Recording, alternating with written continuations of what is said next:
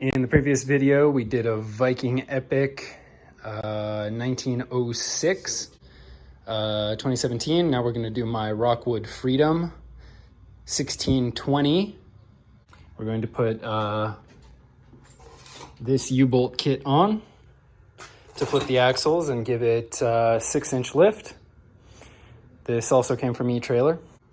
This is for a 1 3/4 diameter axle. Our jack stands are a little bit too short for this job, so we made these piles of wood, which isn't the ideal solution, but they're all screwed together and we're not going to actually get under the camper, so hopefully it'll be safe enough. So we'll lower this side down onto these jack stands, even though it's not quite high enough. And then we'll lift the back, get those under, and then we'll do it again. Get it even higher. Okay. So we're placing these jack stands underneath this cross member rather than this one, because this one is not fully boxed in and this one is, so it's going to be a lot stronger.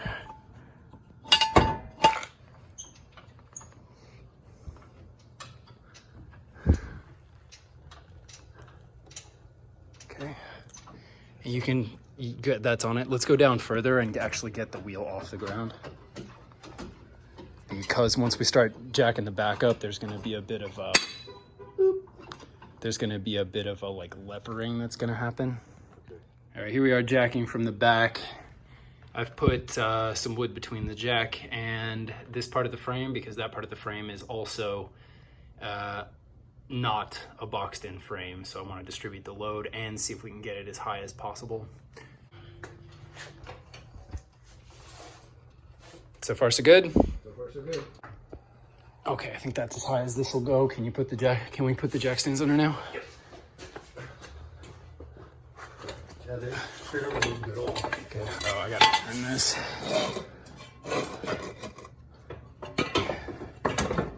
Make sure this is like perfectly under here. Yee, that's tighter than I like, but I guess it's gonna have to do. All right, how you feeling about that one?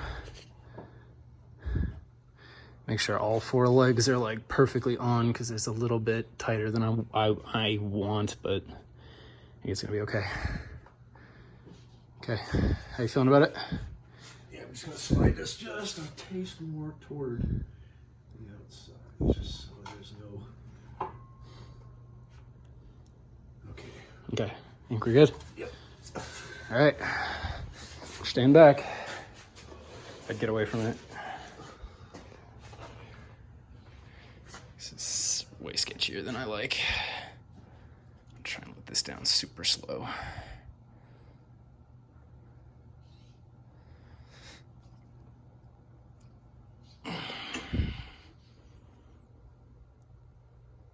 Can you get this? Okay, here we go.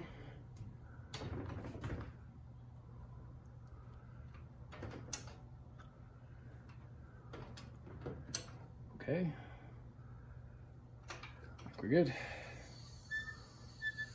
Let's just take a walk around it and just make sure that it's really steady.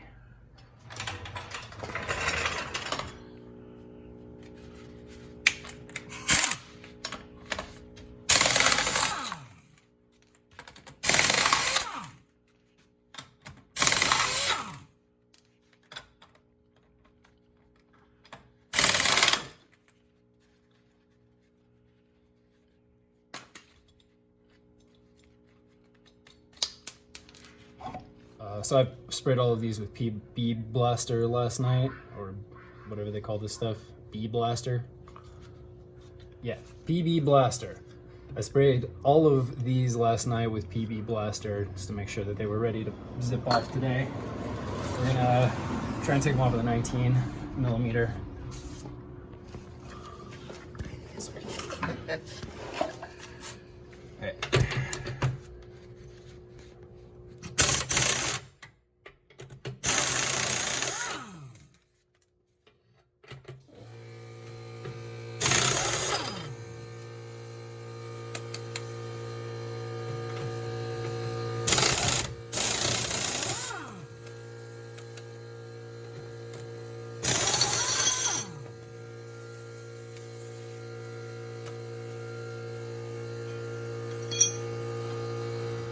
Okay, so these are different on either side.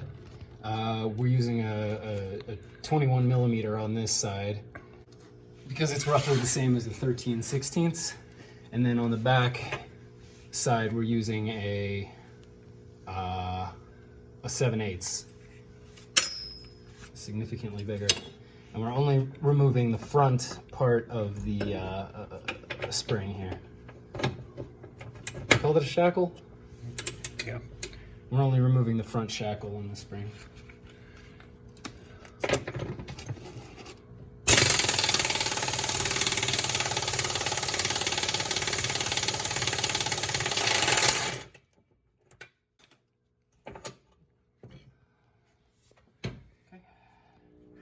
So it turns out there's enough space to just slide this axle right between this leaf spring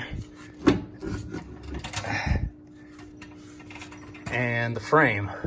So you don't even have to take this other leaf spring off. We have the axle chucked up in the vise. Gonna take the wire brush wheel and knock this paint back, probably to an inch or so away from where I'm gonna need to weld.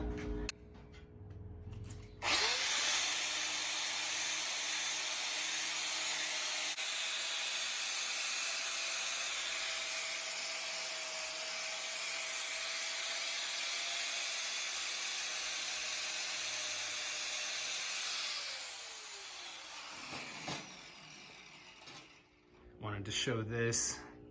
Underneath the paint, there's this gray, which is mill scale, and then beneath that is the bare metal. So you have to get all of this off until it looks like this.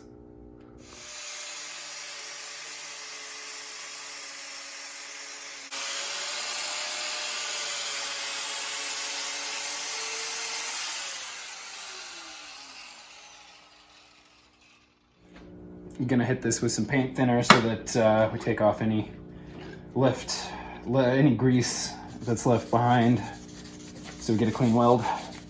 We're gonna clean the brackets with the paint thinner too. They have got a little bit of grease on them. So you wanna make sure that this bracket that we're about to weld on is exactly parallel and lined up with this bottom bracket that's already welded on. So I've already squared it as close as I can in this dimension, and then I've measured here, which comes out to almost a 32nd under 15/16, and then the same on the back side in that same spot.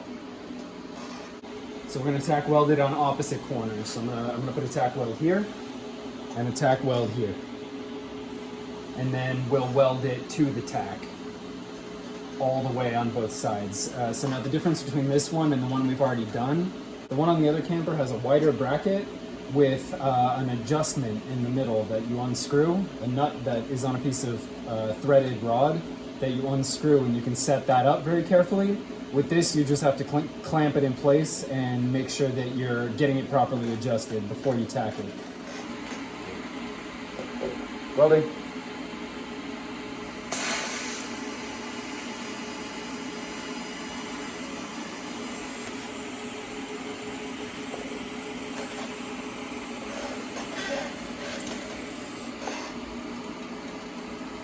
Okay, welding.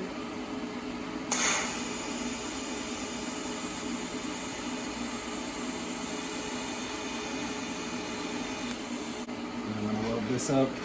I'm going to weld all the way across to the tack. And even a little bit past. I think I'm going to get it all the way down to this edge.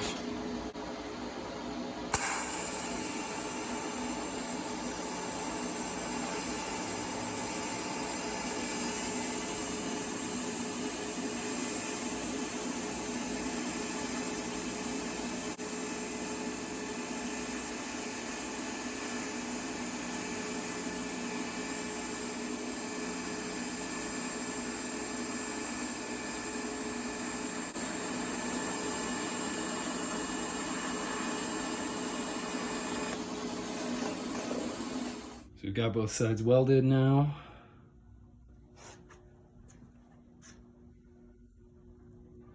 So we'll wait for it to cool and then we'll paint it.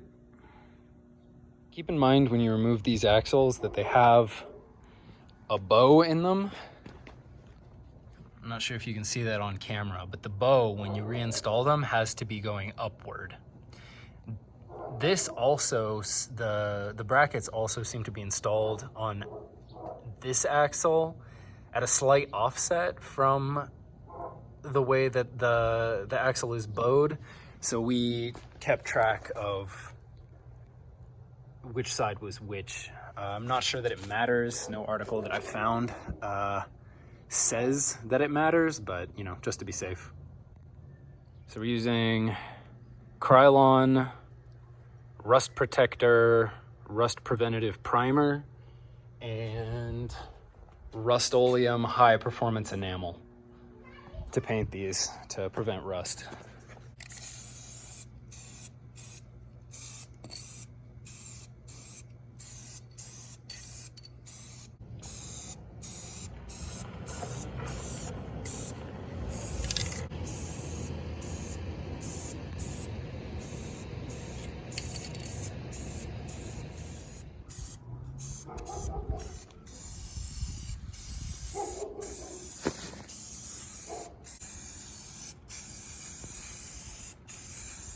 Reinstalling the leaf spring before we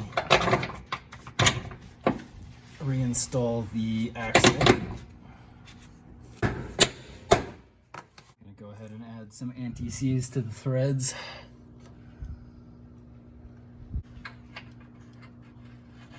There we go. So we're gonna torque this to 70 foot-pounds.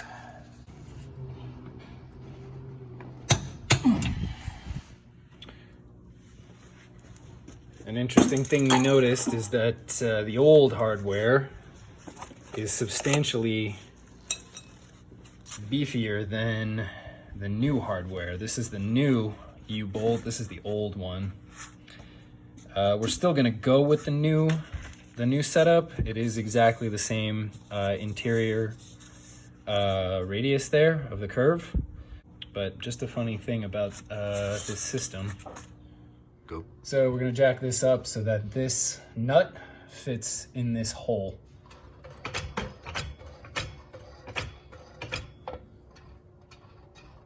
Yep. Snug that up on there.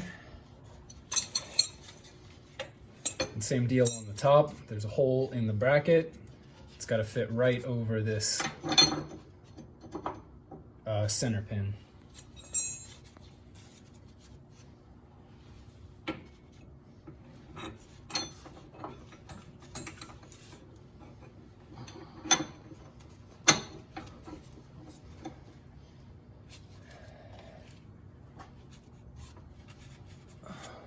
So then it's the lock washer and the nut.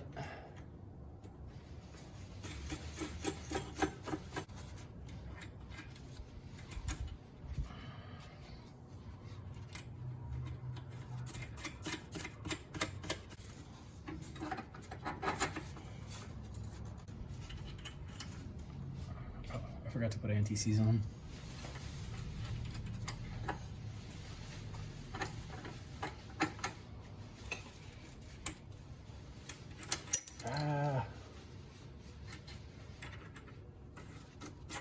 Getting too excited here.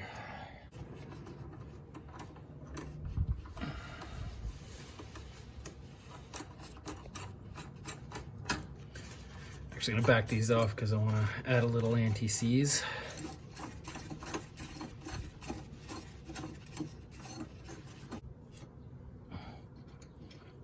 That's a lot of anti-seize.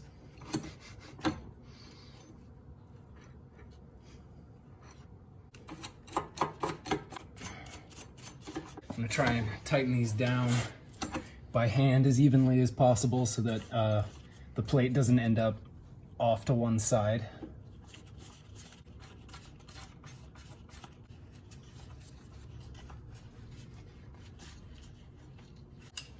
So it seems to be a 14 millimeter.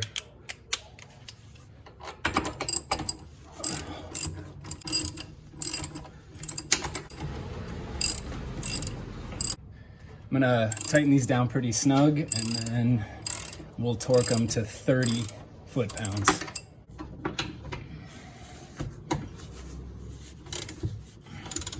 So I'm gonna torque these in a crisscross pattern.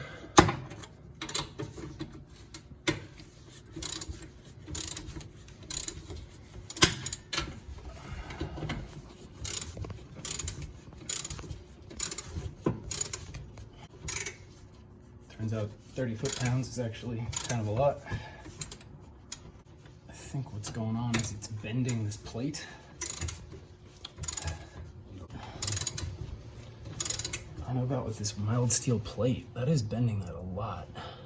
Okay, so trying to torque this, it's bending this plate more than I was expecting. I think because it has the lock washers on it and they're already on pretty tight, I think I'm gonna call it good rather than cranking it all the way to 30 foot-pounds and bending this plate anymore. I don't think that would be good for it. I think that put too much tension on it, so we're gonna call that good. Because the other one was bent quite a bit too.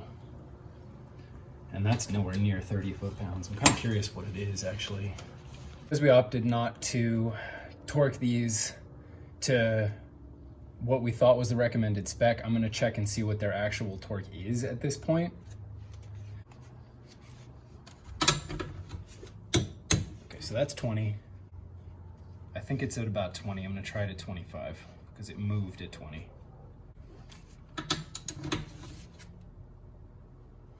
Okay. So 25 is too high. I'm gonna try 22.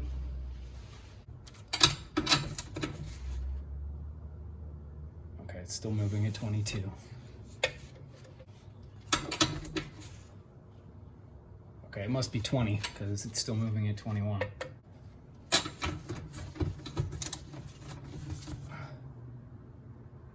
Yeah, okay, it's 20 foot-pounds. So these are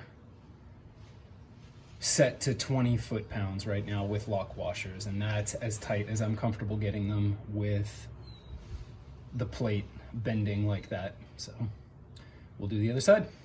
All right, best part, wheels and tires. Eventually I'm gonna upgrade to bigger tires, but this is what I've got right now, so this is what we're putting on.